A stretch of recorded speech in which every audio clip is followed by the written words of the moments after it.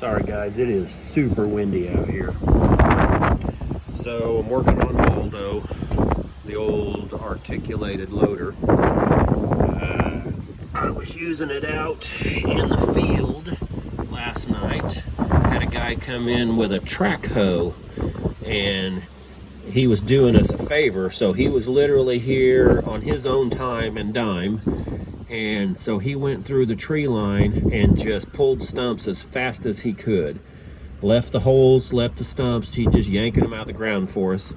And I was using Waldo to fill the holes back in and pick up all the brush and the stumps and everything. And it kept dying on me. And I don't know if you can see in that fuel filter right there, but we've been having a rust issue for quite a while. And I think I figured out why.